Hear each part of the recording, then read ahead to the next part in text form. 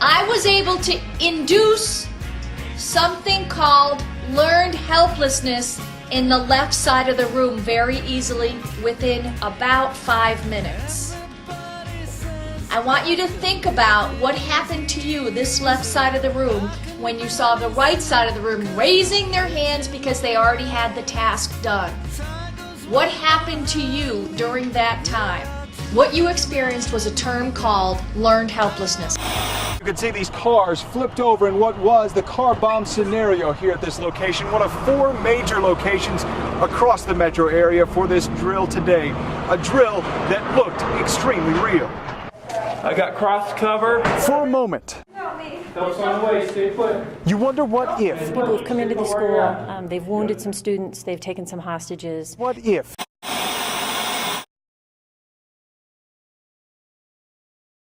In essence, the precautionary principle says that not having the evidence that something might be a problem is not a reason for not taking action as if it were a problem.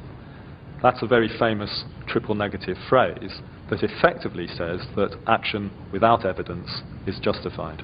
It requires imagining what the worst might be and applying that imagination upon the worst evidence that currently exists.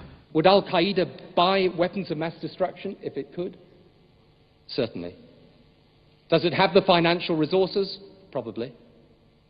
Would it use such weapons? Definitely. But once you start imagining what could happen, then there's no limit. What if they had access to it? What if they could effectively deploy it? What if we weren't prepared?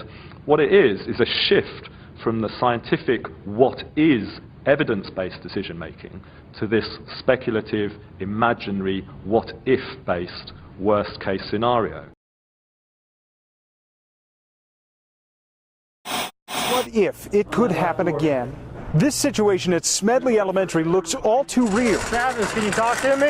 It was designed for that exact purpose, to help police know how to respond. Hanging out, probably gonna blow up before he even comes back. In this scenario, a terrorist strapped a school nurse to a bomb as the evaluators in green vests watched and critiqued the police moving in to help. It was like a bomb went off, a bunch of smoke. What did it sound like? Boom! Fake terrorism hit all over the Denver metro. Sir, what happened? At Union Station, a bomb went off near a train. At Park Meadows, early morning drills to clear the mall after an attack. And at the Community College of Aurora, different scenarios at buildings all over the campus, with the command center watching over it all. This has been kind of the culmination of a lot of hard work that's gone on over literally the last couple of years to bring us to this place. On this day, it was meant to teach. When you're cross covered, make sure you have that cross cover and gun down range. Also to see what needs work. A lot of tools and toys have been, purchased in the event that something significant happens in Colorado. And so the next natural step was to put together a huge scenario at a number of locations in Denver and deploy these resources and see if we can work together. No doubt it was real enough to practice hard. People are really putting their game faces on today. Hoping they never have to play the game for real. Clear.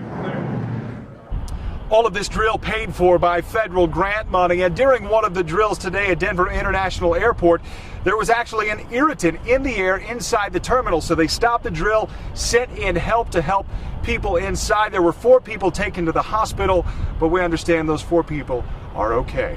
In Aurora, Matt Fleener, 9 News.